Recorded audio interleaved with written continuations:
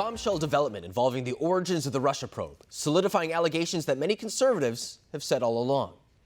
Newly released documents from the Justice Department on Thursday showing the primary subsource for the infamous Steele dossier was the subject of a counterintelligence investigation by the FBI. Attorney General William Barr writing a letter to Senate Judiciary Chairman Lindsey Graham, one of the Republicans leading the charge in this review, saying the following, quote, "A footnote in the Inspector General's report contains information which up till now has been classified and redacted, bearing on the reliability of the Steele dossier. The FBI has declassified the relevant portion of the footnote, number 334, which states that the primary subsource was the subject of an FBI counterintelligence investigation from 2009 to 2011 that assessed his or her contacts with suspected Russian intelligence officers."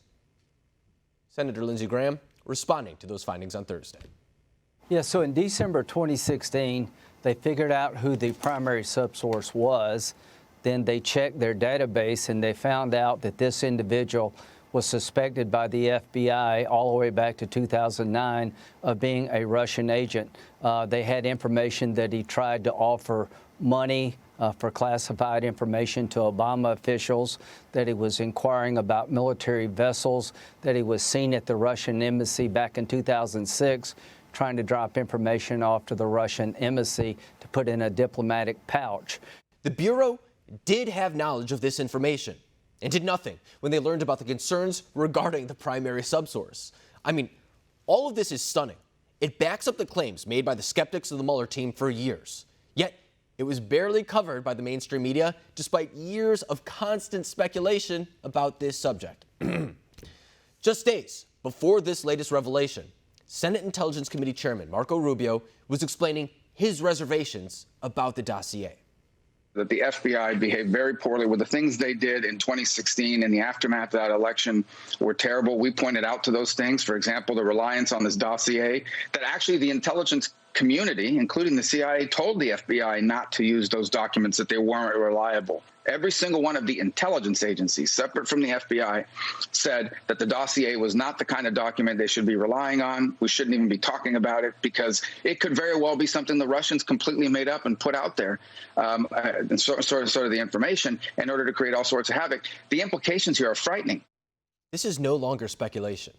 We now know that the primary subsource of the document was deemed to be a national security threat by the FBI, and get this, with them fearing that they could even be an agent of the Kremlin.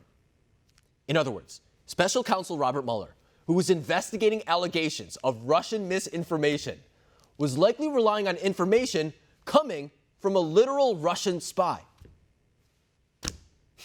There are now questions about Christopher Steele, who put this document together, as well as the Clinton campaign, who we now know paid an alleged Russian agent for damaging information about her opponent. Here's Representative Hakeem Jeffries making this clear in the impeachment trial earlier this year, using this very fact as a defense, saying Republicans were conspiracy theorists for even bringing it up.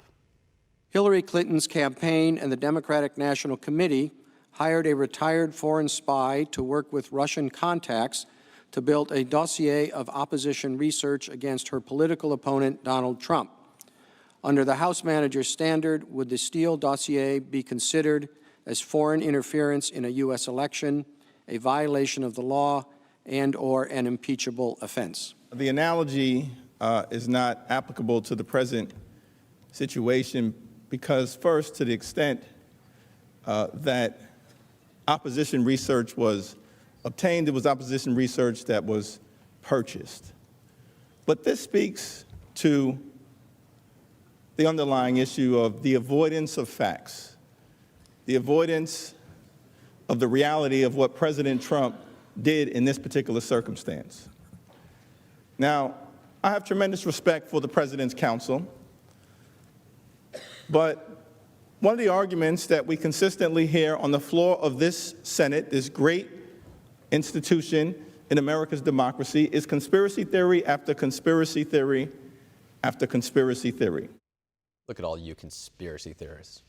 Attorney General Barr has not indicated when Durham's findings will be made public, but there's hope for more revelations in the near future. Former FBI Director James Comey is set to testify publicly before the Senate Judiciary Committee next week on Wednesday, September 30th. And joining us now to break down these latest developments is Representative Debbie Lesko, the congresswoman serving Arizona's 8th District. So, Congresswoman, I know that you were part of the impeachment saga. Of course, you were on President Trump's defense team, one of the surrogates there, speaking out on that throughout the process. Hakeem Jeffries said that people who questioned the dossier were conspiracy theorists. So, your response?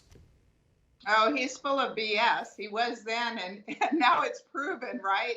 And this is what the Democrats do. They just say false things. They call us, right-wing nut jobs and all kinds of stuff. It continues to this day. And you can see from all of this, it's like a spy novel. I'm telling you, I was reading The Federalist and report, and it's like reading a spy novel, what they did to spy on President Trump and the Trump campaign. It's just absolutely outrageous.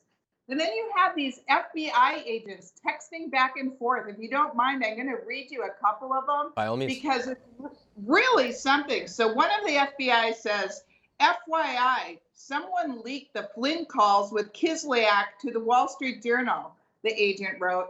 Then another agent replies, it's got to be someone on staff, an agent wrote, presidential daily briefing staff or White House seniors. And this goes all the way up to the Oval Office. I think it was January 5th when you had Biden in the room, Obama in the room. They're talking about this. The corruptness that has gone on going after President Trump. These Democrats just do not believe that President Trump could be elected, or they want to oust him. And millions of people voted for President Trump. This is just outrageous. And the other day in Judiciary Committee, I got to talk to FBI Director Christopher Wray just about all of this stuff that was going on in the FBI and what are they doing to clean it up. And I really need to hear more from him because this is very unsettling. If this kind of stuff can happen to the President of the United States, you know darn well that it could happen to you and me. And I'm glad you brought up those text messages because one that I know a lot of our viewers really focus on is that insurance policy text of what that means. Now, we still don't have a definitive answer, but we do know that Mueller investigators took out a literal insurance policy to really escape liability in case this investigation were to go haywire. I mean, that within itself does not really instill confidence among those investigators to begin with. But I'm glad you bring up FBI Director Christopher Wray because we did show that clip of him, and he has been appearing before lawmakers to answer some questions. But a lot of your colleagues, for example, say that his answers do not suffice given the seriousness of this moment. So do you have faith in not only FBI Director Christopher Wray, but the rest of the Bureau regarding this issue? Well, I have faith in Attorney General Barr, and so I certainly hope that he will clean up this mess that's going on in the FBI and some of the DOJ. I mean, this is just corruptness at its worst, going all the way up to President Obama in the Oval Office with Joe Biden. This is just insanity. And the other thing that I talked to Christopher Wray about when he was in Judiciary the other day is we talked about Antifa, and it really concerns me that he doesn't call it an organization. He kept saying it was an ideology. Well, when they're coordinating, when there's obviously somebody paying all the bills for all these rioters and looters, flying them around the entire country, that kind of concerns me why you wouldn't call it an organization. That concerns me too. Yeah, and I mean, we have seen it ourselves. I don't know where this narrative is coming from necessarily, where some people will say that Antifa does not exist. They're like, anti-fascist. It's a broad term for people who don't like fascist.